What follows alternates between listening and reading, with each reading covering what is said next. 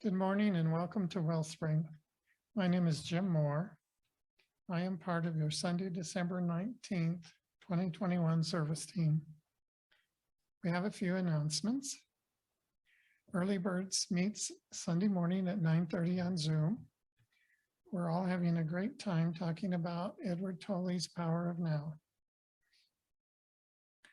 Upcoming speakers.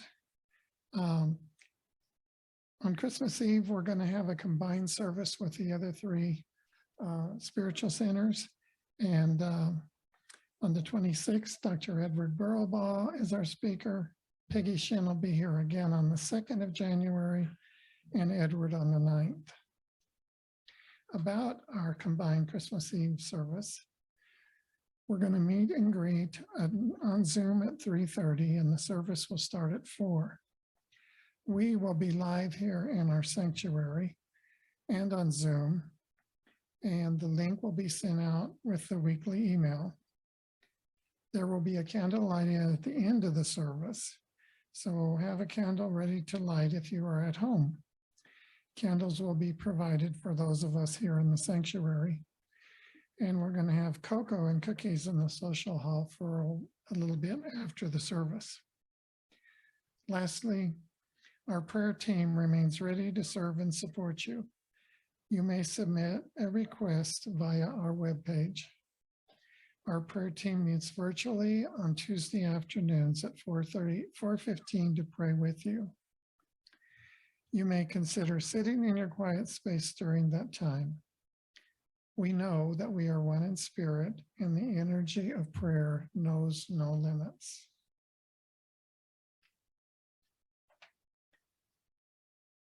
Now let's have a little bit of an invocation. As we gather this morning, I am so grateful to be part of this Wellspring Sunday celebration and grateful that each of you are here as well. Some in person, some on Zoom, and some just in spirit. As we slowly breathe in and out, we realize and acknowledge that spirit is in this place, that spirit is a string that ties us all together. And because spirit is all there is, we too are spirit living in human form. During these early days of winter, with less sunshine than we might like, let's let our light shine even more brilliantly than usual. Let's hold this vision until the turning of the earth brings us closer to the sun in the spring, when our area of the country will experience a rebirth of sorts. Trees budding, flowers blooming, and birds singing. I affirm that Peggy's message today will resonate with each of us, and that we will gain both wisdom and insight from her words and her presence with us here today. I also affirm that we will be equally blessed by the music provided by our talented Barry and our guest musician. May the love and positive vibes that we receive here today flow out into our community, growing and expanding to bless our entire world. Again, I am so grateful to be part of this beacon of light we know as Wellspring, and so it is. Please stand and we'll have our song of joy.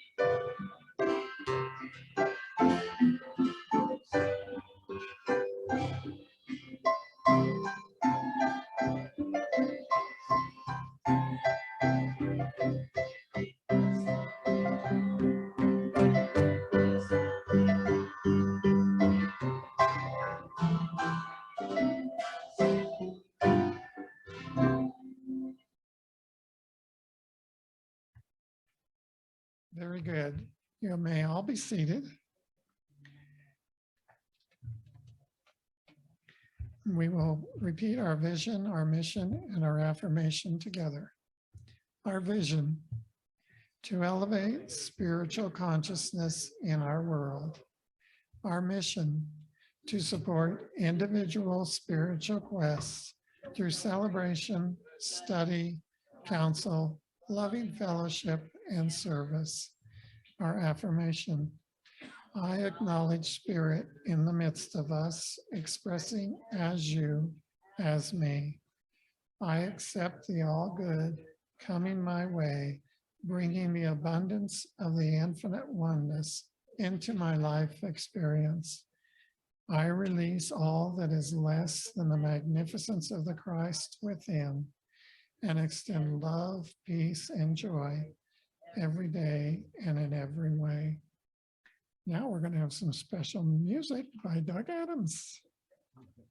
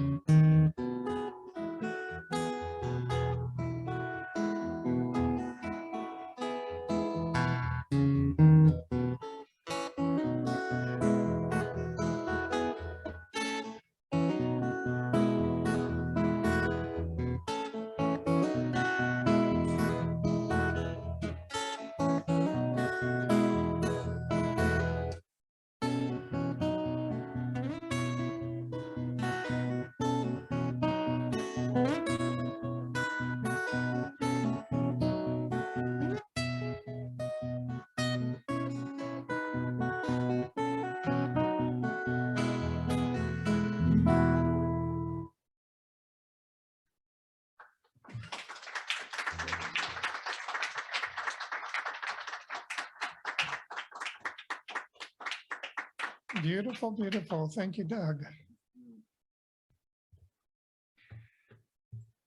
Our reading this morning comes from 365, Science of Mind. I know that every apparent death is resurrection. Therefore, I gladly die to everything that is unlike good. We are taught that we must gain a knowledge of that which cannot pass away. We are ever renewed by the passage of the divine light through our consciousness. Behold, I make all things new. The revitalizing, regenerative power of spirit flows from the consciousness of wholeness into our physical organism and into every objective act when we give the realization of the divine presence free passage through our thought. Emerson tells us that in these moments, we are conscious that we, as isolated beings, are nothing, but the light is all. Thus, he admonishes us to get out our bloated nothingness out of the way of the divine circuit. How wonderful to realize this possibility to which he refers, non-resistance and non-burden. Let us then learn to let the burden slip from the shoulders of personal responsibility and enter into our divine union with enthusiasm. I know that every apparent death is a resurrection. Therefore, gladly today, I die to everything that is unlike the good. Joyfully, I am resurrected into that which is beautiful, enduring, and true. Silently, I pass from less to more, from isolation to inclusion, from separation into oneness. And so it is. And now let's welcome Peggy Shinn.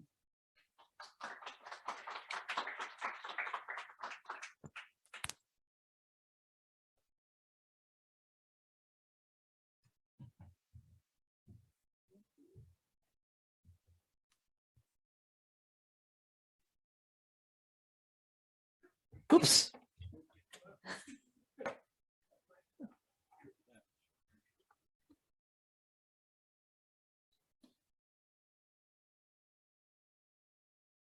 It may have to, be put upright more. Yeah. So it doesn't have quite so much weight in the head or whatever. It's in the way, Edward. Okay. There's somebody who knows how to operate a microphone. That's good. Let's see now. I'm not sure whose that is. Put that down. Well, good morning. Good morning, Wellspring, and welcome today for your last service before Christmas Eve. Are you excited about Christmas Eve? Yeah. It'll be interesting to see everybody on Zoom on Christmas Eve. It's 4 o'clock, right, Edward? Yeah, 4 o'clock that we're all going to be on Zoom for the Christmas Eve service. That'll be kind of fun, all the groups together. So in light of the Christmas season, I was thinking about what do we talk about as religious scientists when you look at the Christ story or the story of Jesus the man, and how is it that we work from that to be expanded and more inclusive within our teachings and our more metaphorical, metaphysical kind of way of seeing it. And now I've lost my notes here on my phone. And there is a chapter in the book, this book, The Science of Mind by Ernest Holmes. And it's called Finding the Christ. Well, I had decided that, and Jim and I talked earlier this week, or we communicated, I'm not sure we actually spoke, but he asked about my theme. And I said, well, I'm going to talk about rebirthing the Christ within, rebirthing the Christ consciousness within. And so that fits with his reading about, and I think your vision statement about giving way or birthing something that's good and that's God, and allowing to pass away or to not be resurrected in the rebirthing process, the stuff that doesn't associate with good or with God, which is what I'm getting out of the reading. And also in the reading, it's so perfect, Jim, as always, that our realization of the presence of God within is really the truth of what that good is, the beautiful and the true that he's talking about there, that we recognize and see in everything. Once we have that understanding, the realization that is there is this power within. So in finding the Christ, in this chapter gave me some ideas about how to do it. But we all know, either from our culture or from our starter church, you know, we know something of the story of Jesus the man and the birth of Jesus the man, which we all understand is, I think in this group at any rate, is not literal. It's metaphorical, metaphysical, mythical, and mystical all at the same time. The scholars and the scientists have long ago told us this couldn't have happened on December the 24th, and all of these kinds of things were not related to the actual time and life of the man we know, which is Jesus. And yet it is the Christ that he became that is the example. You know, we are of the belief that Jesus was not the unique personality that only he could be what he became. He told us himself, this you can do and much more. And we recognize that he was the way shower and the great example, not the great exception. And so we understand that Christ is within us, that we all have this Christed consciousness available to us because it is a part of that good that is God, that realization that was being talked about in Jim's reading. So, and when I've titled this about rebirthing, I don't want to confuse the issue that we're going to talk about the rebirthing from the 80s, you know, where in the new age world where you to go back to your birth memories and all of that kind of thing. But I am going to talk about breathing new life into our consciousness. Last time I was here, I spoke a little bit about the mind and our mental state and the consciousness within our mind. And this is just a sort of a continuation of that we're going to breathe new life. There is this nascent Christ within every single person as our understanding of it works. And we just want that spark to get a little fan flame, a little flame fanning to bring it back to where we can have that be much more of the predominant part of our mental atmosphere. So the story of the birth of Christ still serves us in many ways. The birth has a lot of things that are associated with it that I want to talk about today in the tools of how we can process ourselves to get more conscious of our Christ consciousness, to consciously bring ourselves back to the Christ consciousness as more of a default part of our operation in our lives, rather than, oh yeah, I could have had that happen instead, that we think about later when we reflect on something or some interaction we had with someone. So the choice of our interpretation of the metaphysical and the metaphorical, I want to choose a couple of three things that come out of the Bible story of the birth of Jesus, or any birth that we know of or anticipate in our physical 3D world. There are two or three things that I want to invite us to think about. One is the anticipation of the birth brings about, especially if you were the pregnant woman, the labor that's going to be involved in giving light to the child, this infant. In Spanish, the phrase, I guess I should say, the phrase that is often used for having given birth is dar la luz, which means to give the light. You know, it's metaphorical, metaphysical, and mystical all at the same time, that phraseology. I love that, dar luz, as a form of expressing she gave birth. Another word is partir, or to, you know, separate from. The child is separated from the mother's body at the birth.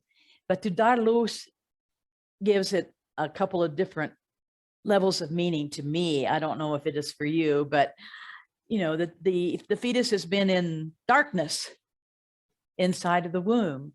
So the literal concept of, giving light is bringing this fetus out as a baby into the light that we all experience once we're on that side of the veil.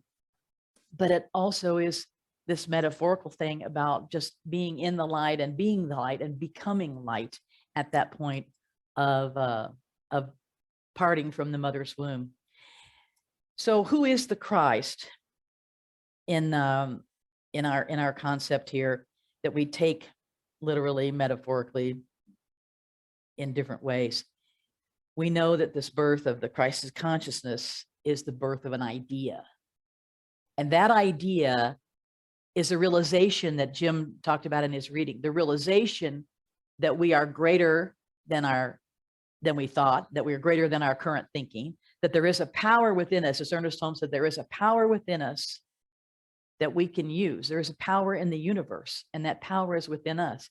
And that power that is within the universe is a power that we can use for good. God good. Jim's saying, oh, it's supposed to say this or that, but it's really both God and good. They're like, there's an equal sign there, right?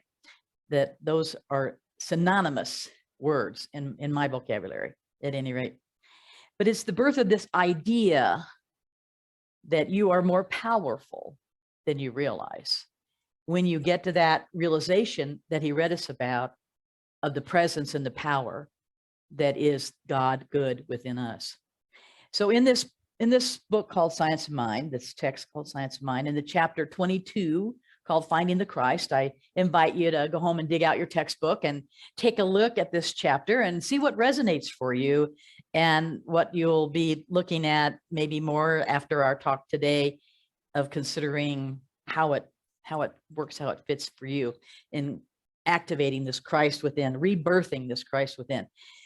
So Ernest says, who is Christ? Just question mark. The Son, the begotten of the only Father, not the only begotten Son of the Father. The mystical conception of Christ means the universality of sonship. The universality word is capitalized and sonship is capitalized. Embodied in any individual who recognizes they are part of this sonship. So we have this eternal Father in the sort of tendency we have to anthropomorphize all these things, because that's just how we human beings function, that we are all children of that Father. We are all part of that universal sonship that Christ represents as an example of. So Christ means the universal idea of sonship, and that sonship is something that each of us is a member of, according to what Ernest says here. And that's why we speak of us as being of one body, one mind, one spirit. We are told that to have in mind is which is Jesus Christ had, to use the mind of Jesus. Last time I was here, I talked about the purported quote attributed to Einstein, that he wanted to think with the mind of God. He wanted to think like God thought. Well, we're all God. Christ is God. We're all thinking like that. It says each of us partakes, is what he says here. Each of us partakes of the Christ nature to the degree that the Christ has been revealed through him. And to that degree, he then becomes the Christ. Now, I know this probably sounds blasphemous to some of the people here who went to a different church that taught this differently in your earlier life, perhaps. But we turn to the living presence within us, which is the Father in heaven, and recognize or realize, as in Jim's reading today, that it is the one and only power in the universe, and we unify with it. Declare our word to be the presence, the power, and the activity of this one. And we speak the word, believing in the power, because the law is a servant of the Spirit. And Ernest goes on to tell a little bit about the story of Jesus the man, and to say that, once we realize that we maybe are embodied with the same power that Christ realized in his world, in his life, that Jesus realized. And then he had the faith, the kind of faith that Ernest says was sufficient to the day to stand in front of the tomb of a man who had been declared dead, and have the faith that power that was within him would be able to restore life, to resurrect what was considered to be moribund or dead. He said, this word being spoken and the deeper inner realization of love, beauty, peace, poise, power that you read about in your reading today too, of the great presence of life is at that same point in our own consciousness. Ernest has that in italics in that part of the language. He said, we comprehend the infinite only to the degree that it expresses itself, the capital I, through us, becoming to us that which we believe it to be. This is the God of our own understanding that we talk about. So with Christ is the embodiment of divine sonship, which has come with varying degrees of power to all people in all ages and is residing in every person to some degree.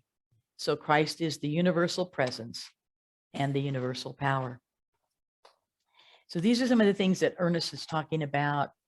What is the Christ consciousness? The Christ consciousness, as I understand what he's talking to us about here, is that realization of the power of the spirit within you, me, everyone, everything that has some level of consciousness.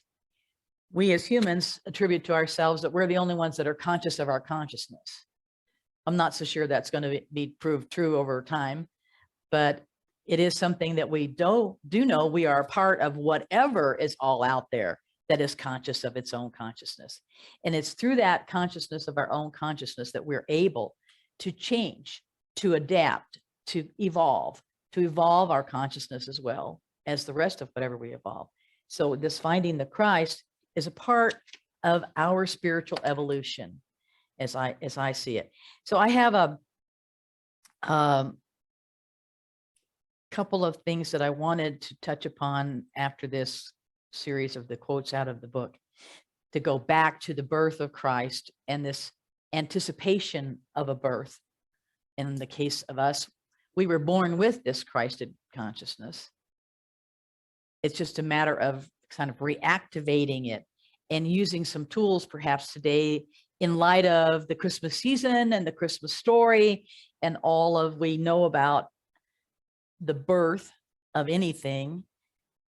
We can look at this in terms of, well, how do we midwife ourselves through this birthing process, through this element of the labor of anticipation? And then maybe a couple of other things that happen at a birth that also we know from the Christmas story of Jesus were part of the way that that story is told. Celebration of, in that case, the arrival of a king or a leader as they perceived it. Gifts, wise people, animals, all of this are a part of the story of the birth of Jesus in the manger. And I would say that we could use these same things on a more personalized level and maybe metaphorically to process ourselves as we prepare ourselves for this impending birth of the Christ consciousness within. That our thoughts are of the labor involved.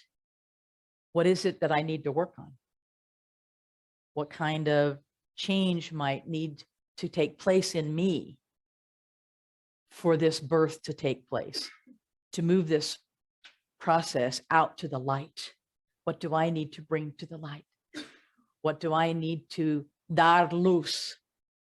What do I need to give light to in order to make more space for the Christ consciousness in me?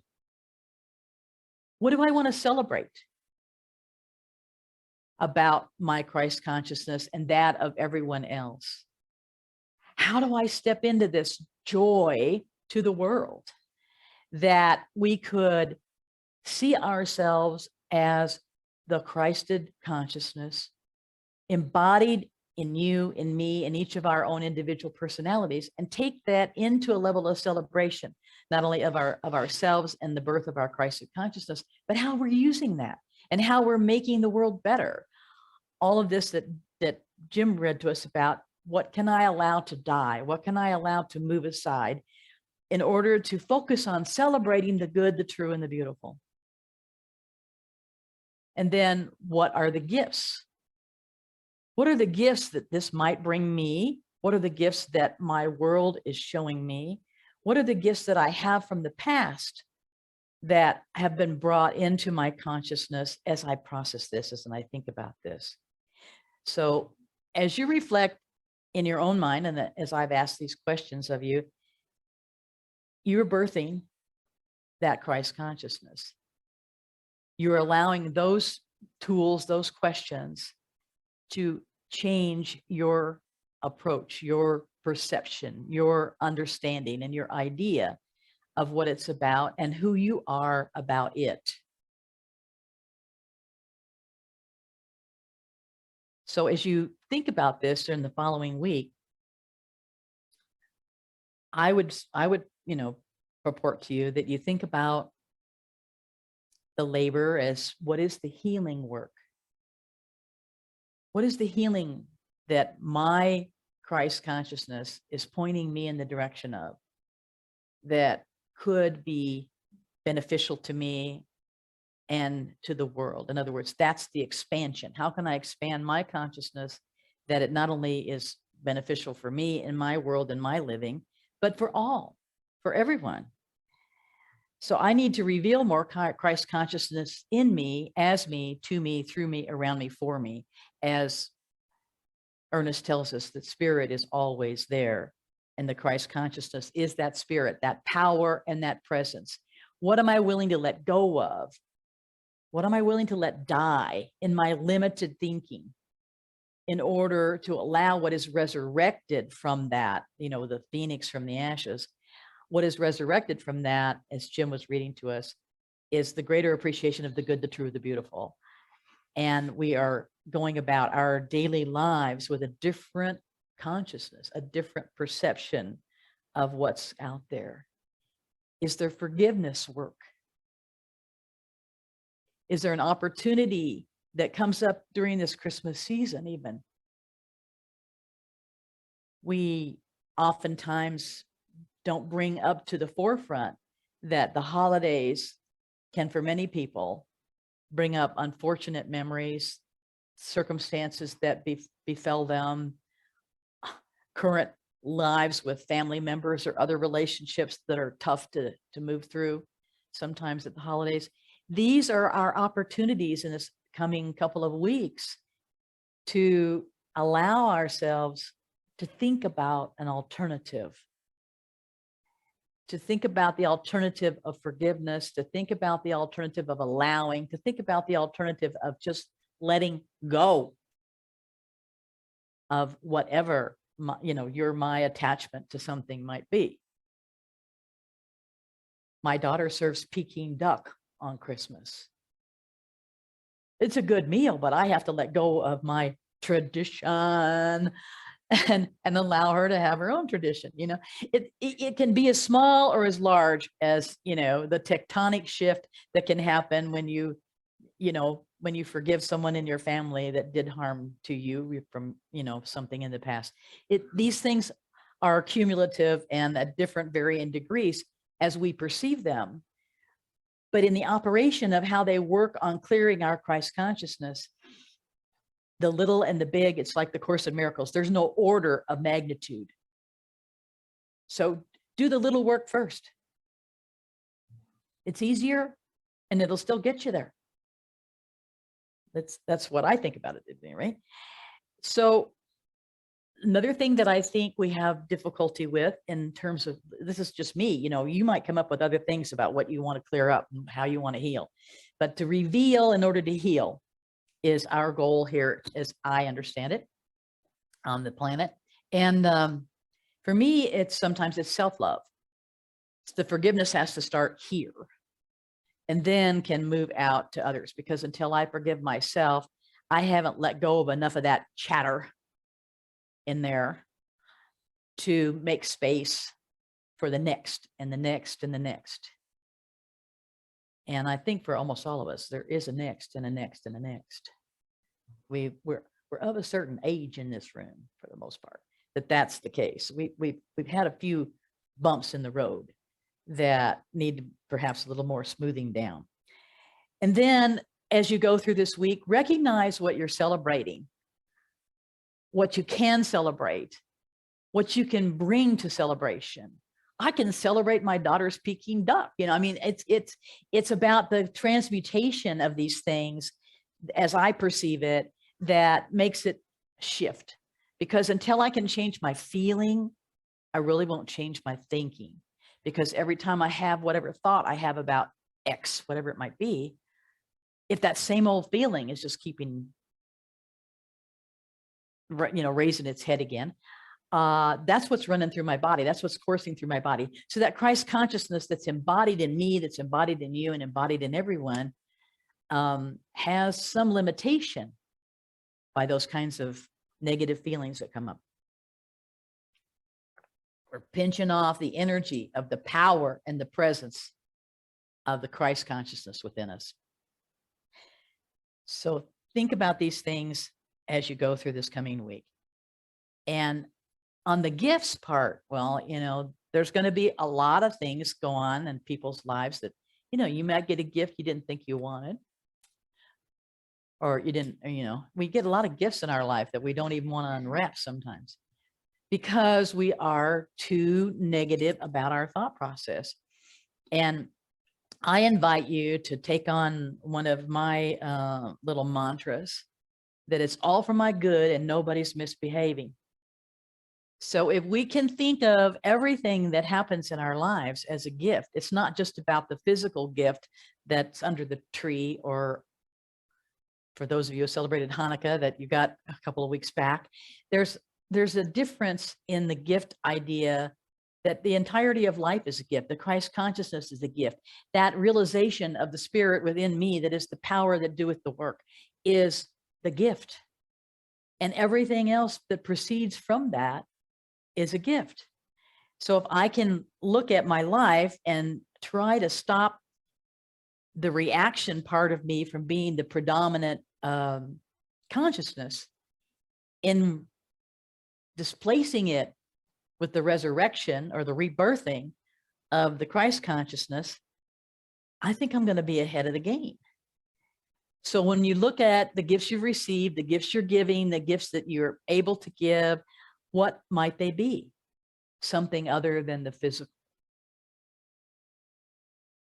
And part of that gift could be celebrating the Peking duck, you know, because it's not about me, but it's about my ability to shift me in the circumstance of whatever it is. So the significance of learning to perceive this idea of every person, place, or thing that, you know, comes into your consciousness at any level as a gift. And then who do you choose for your three wise men? How would you look back in your life or look outward at those you admire or you want to be more like? And think more about how you emulate that, or how you have a mentor, or that you want to be a mentor. Can you be a wise man to someone else? Is that a gift that you can offer? Any you know, there's an amplitude of things that could be carried forth from that's just the concept of the circulation of giving and receiving, giving and receiving. And part of that is when it comes time to be thinking about what you're going to look at for healing, for forgiving, for moving beyond, for opening up the Christ consciousness within. Am I ready to receive? Am I ready to receive these gifts? Because that's a part of how it works. If, you know, my receiving a gift is a gift to someone who gave the gift to me. So how about we let spirit know that we're happy they gave us the gifts they gave us, you know, that what we are appreciating in our lives is what's going to appreciate. So I suggest a couple of 3 tools. You know, I always got a little practical application that I want to offer up to you, that this is what it's called the 5-3-1, 5-3-1 daily practice.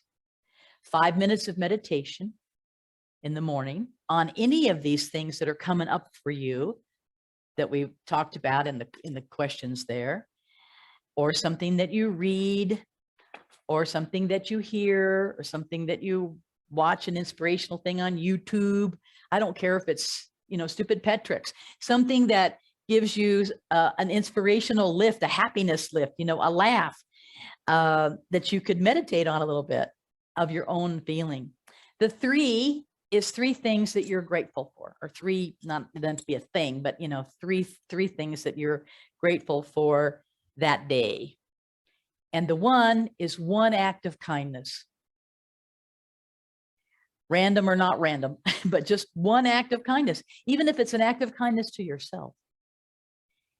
That if that becomes your daily practice, do you think you might get a little closer to the Christ consciousness within, building that muscle, that faith, and then I would suggest a monthly practice or a monthly tool. I think some of you have been involved in the visioning classes. Do you know what the concept of visioning is that we teach in the Centers for Spiritual Living? Is a hookup, a tuning in, an attunement with spirit that comes from starting with meditation to get yourself into that right kind of frame of reference, but then to allow, this is what meditation does, it allows spirit to speak to us, speak to me. So you could have something you decided you wanted to work on, the labor that it's going to take to birth this Christ consciousness, and meditate on it, and then ask yourself the visioning questions. So the visioning, there's 5 questions in the visioning process. 1 is, what is spirit's highest idea of, fill in the blank.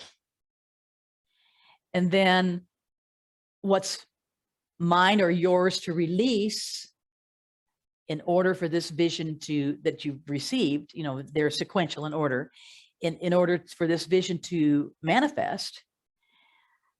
What's mine or yours to embrace or to bring into the picture, what's mine to do, what's yours to do. Again, in relationship to what you got in the first part of what is the highest idea of God about X. Then the 4th one is, what must you become in order for this to realize itself? And the 5th one is just simply like, is that all, God? Is there anything more? And listen for what comes through. So those are the 5 visioning questions that I think, in combination with the 5-3-1 on the daily basis, would give all of us a leg up on the process of getting our atmosphere, our mental atmosphere, as Ernest Holmes calls it, more open, more expanded, more Christed in its consciousness. And I want to read you, in closing, a couple more things out of Ernest's book on finding the Christ, the chapter in the book on finding the Christ, where he tells us kind of how we know we're there. And then I'm going to read you a poem that he wrote that's in here. It says, as the human gives way to the divine in all people, they become the Christ. And in the case of Jesus, there was just such a surrendering of an isolated will. I think you even had in the reading today, the isolated personality, that a greater incarnation of the divine could actually take place. The mystic Christ comes from the bosom of the unseen Father, proclaiming the love of God through his love of humanity. And I lost my page here. It looks like.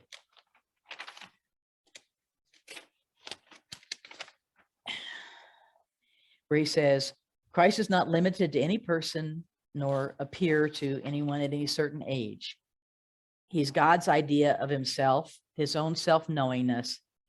For Christ to be found in us is to put off the old man, woman, it says man here, with all of the mistakes and doubts, and put on the new man.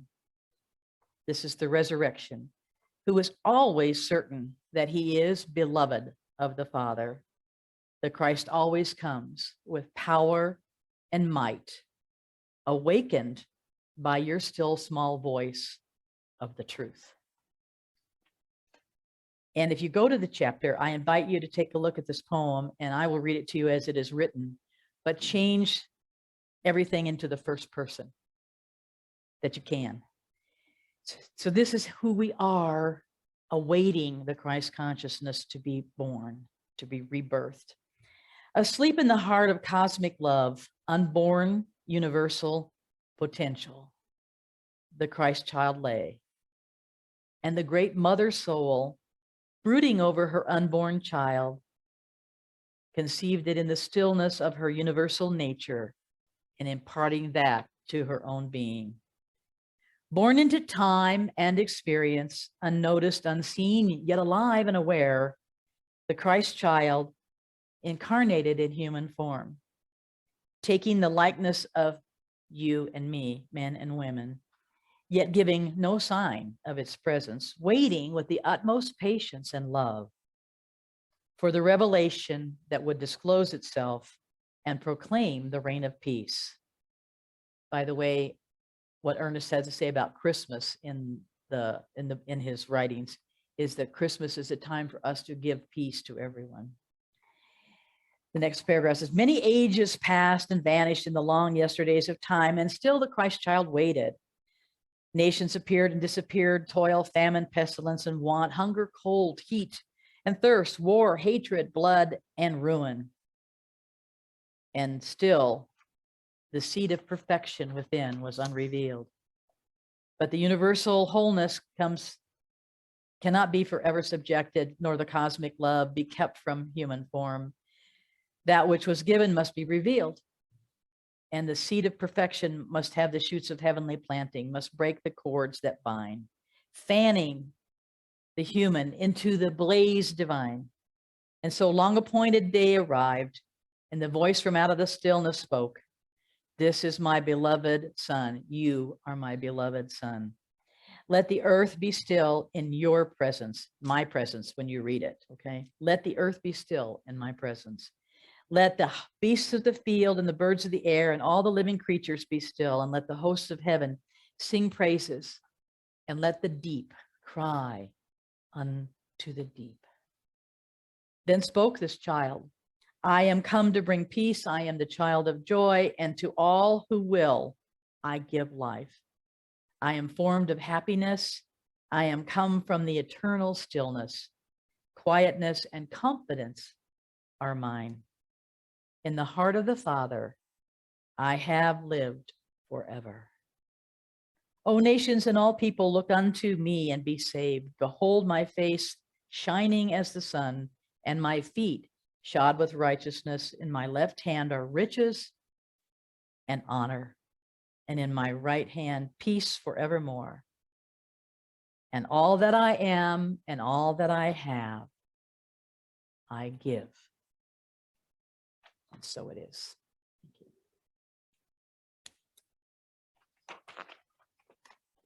Now it's time for spiritual mind treatment. If I can pick up my notes here.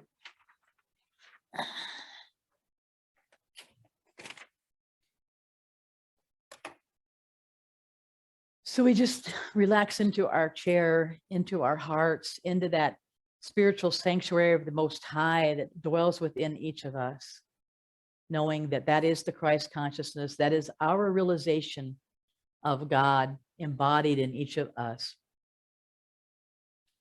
And there is this one God, this one body, one mind, one spirit, one life. And that life is the life of God, and that life is my life and your life now, right here, right now, in this room. I am the Christ. You are the Christ. And we take all of what we have learned in our lives up to this point and what we are experiencing in this room today. And we remold it. We create a new mold into which all of those attributes that we perceive of God and Christ, the good, the true, the beautiful, as ours here now, and is who we are here now, and is from whence we came, whose we are here, now.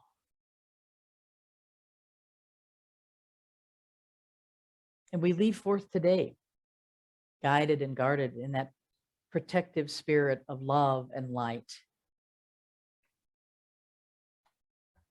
allowing more light to come through us, as us, for us, out to others, out to our congregational community, out to our Christmas Eve with others, out to our relationships with our friends and family in this coming week, out to the cashiers in the store, out to our animals and pet friends, out to our planet and our universe, and all of that spiritual atmosphere that we dwell within expands in this love and in this light,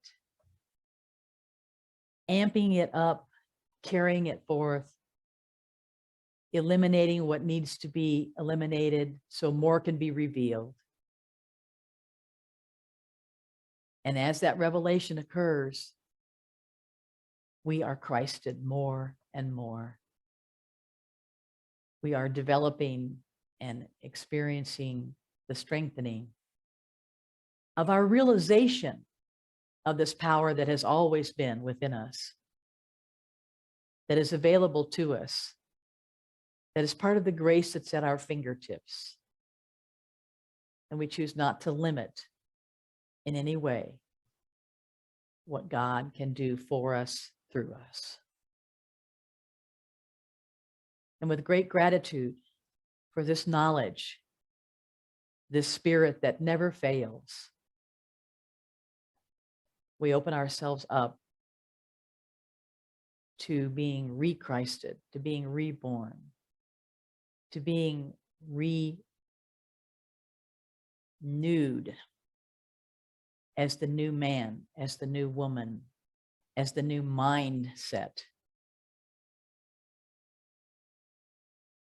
We take that spiritual essence of who we are into the physical presence of who we will become, knowing that we have a little bit of overcoming perhaps to do to become what the greatest and highest vision is that Spirit has for us and our purpose in being here in the physical form. To reveal this Christ within to ourselves and to others, in healing ourselves and others and our planet. And in this level of gratitude and knowing how the love and the law of Spirit works, I release these words into the law, knowing that as they are spoken, there is a realization that it is done. It is here now. And so it is. Amen.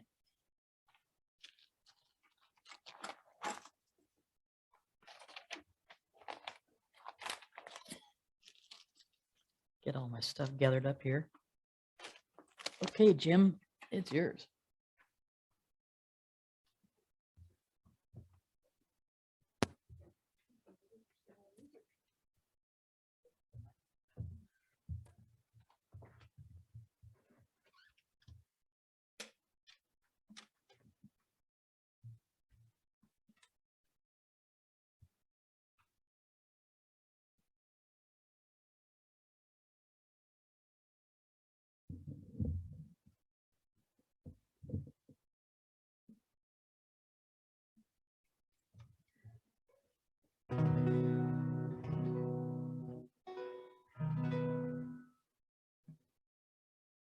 Well, I'd like to sing a song for you that I wrote back in 2019.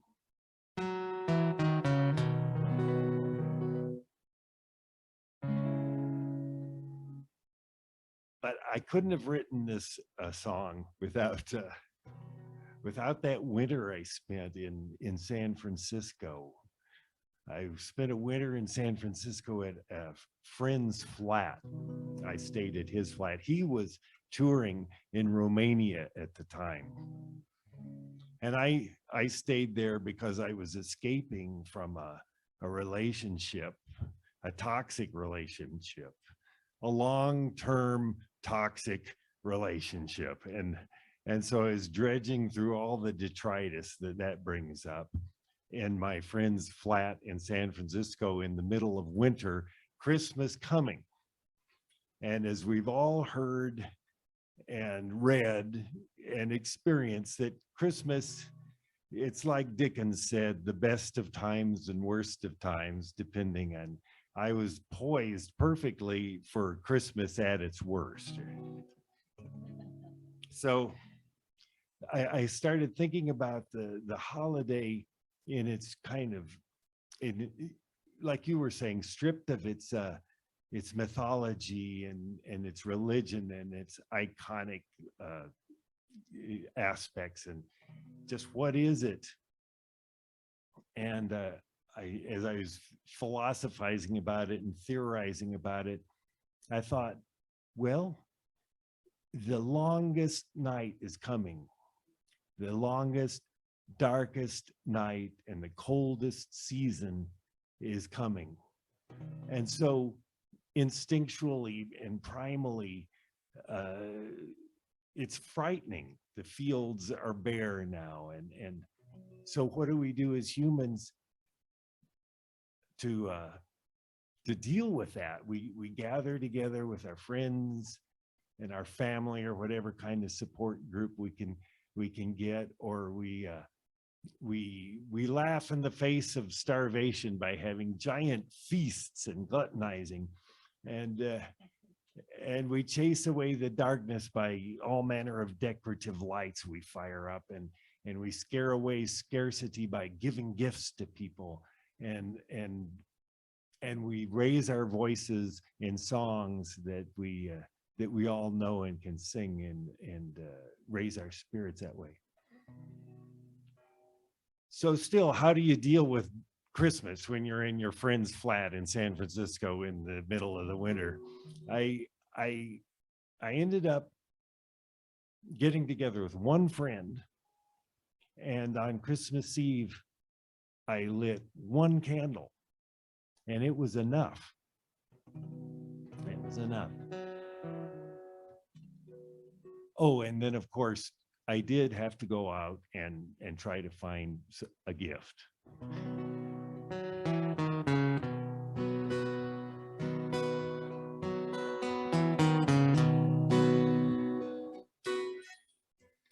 There's a certain kind of gift I'm looking for. I'm looking for this Christmas. There's a certain kind of gift I'm looking for.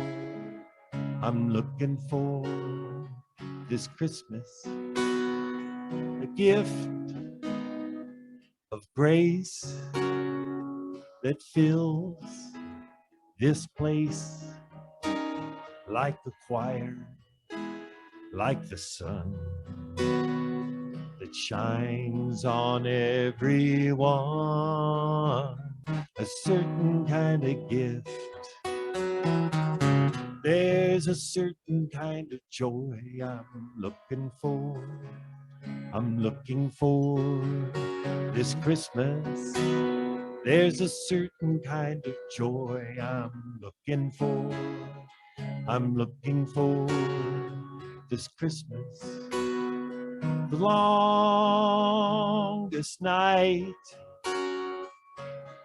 one candle bright.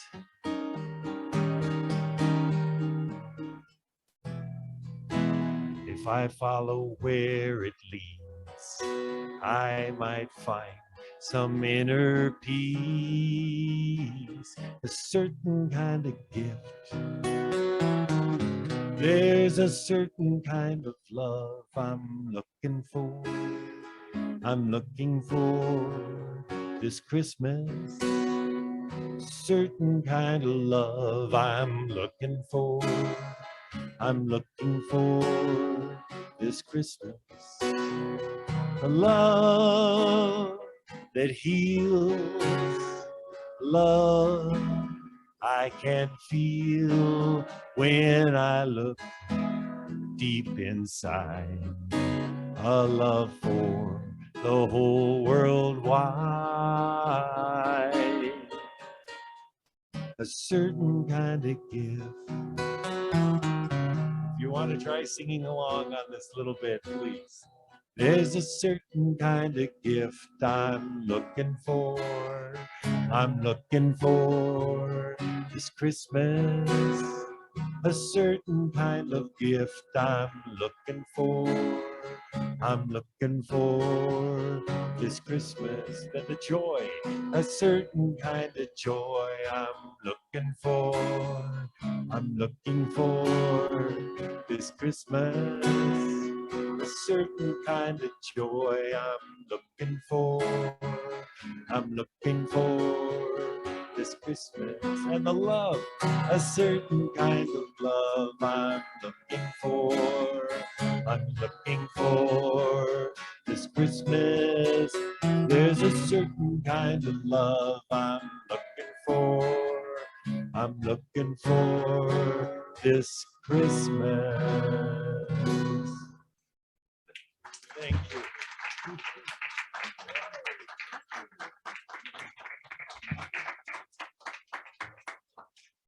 Very, very good.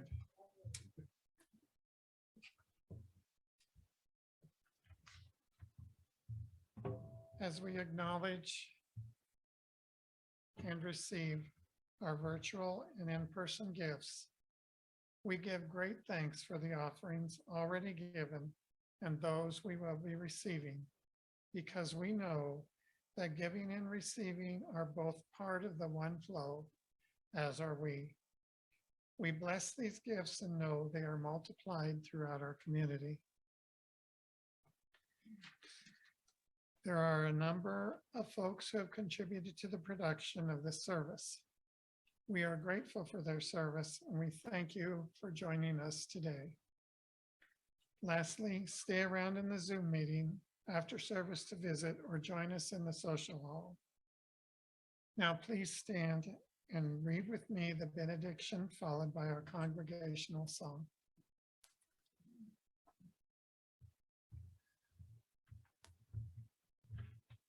Spirit in the midst of us is mighty.